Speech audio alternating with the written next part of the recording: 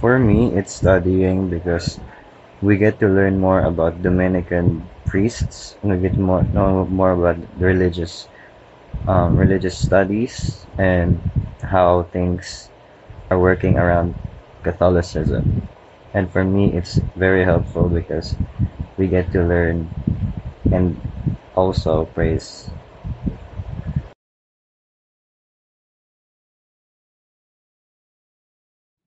For me, apostolate yung napili ko kasi I feel like nakakabigay talaga ng sense of fulfillment kapag nakakapag-share ako ng word of God.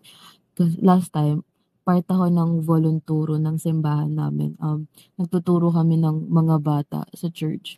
And every time na nakakapagturo ako sa mga bata, nafe-feel ko yung sense of fulfillment na nabibigyan ko sila ng knowledge and wisdom na galing kay Lord. And ayun, through apostolate, napapakalat ko din yung word of God. So, ayun yung isa sa 4 pillars na nagre-resonate sa akin sa ngayon. Thank you. For me naman, ang pinaka stand out or pinaka-important to me is yung the pillar of community. Kasi, when it comes to the community we have here in Letran and the church as well, parang when we're with these people talaga, we don't feel the worries of life, and it makes me calm and happy in that regards. But also, community is also very important in regards to Catholicism kasi we're always stronger with each other and sobrang nararamdaman ko siya with community.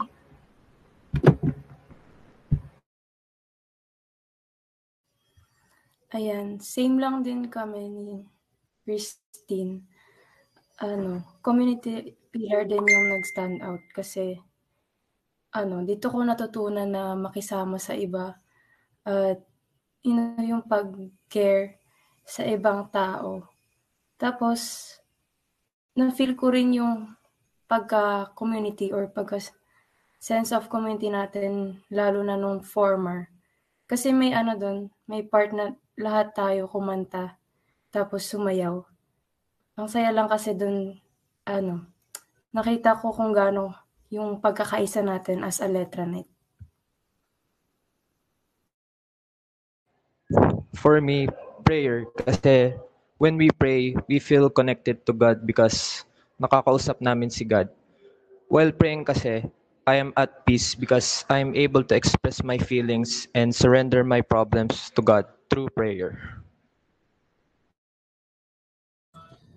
Sa akin naman, no, yung among these four, dun sa four pillars ng Dominican life, which is yung study, prayer, community, and also yung apostolate din. Sa akin, ang pinaka-favorite ko or yung parang, ayan, same sa kay Mary Jo, nagre-resonate sa akin is the apostolate, which is for me, napakalalim ng napakalalim ng bagay na yon. It is a form of service na it means sharing God's word and love with others through actions and presence. So, as part ng youth ministry ng church namin, bilang isang leader din at parte ng um, committee ng youth namin, yung apostolate na to is to communicate with young people every Sunday using my voice and gestures and also yung word of God to make them feel the love of God, 'di ba? And ang sabi naman talaga sa Bible is to share God to other people, to share the Lord to other people. Gaya nga nung sinabi ni Mary kanina, siya rin ay nakapagturo sa mga bata sa church nila. And ganun din sa atin, no? Maraming bagay, maraming form natin pwedeng maituro ang Word of God, pwede nating ipakilala in so many form ang Panginoon. Hindi kailangan na nasa simbahan, hindi kailangan na nasa simbahan, but also kahit nasa loob ka lang ng bahay nyo, you can teach the Word of God to other people, to your family, and to your relatives. It give us joy to see them listening and being inspired. So through this, natutunan ko that serving God is not just about doing tasks. Diba?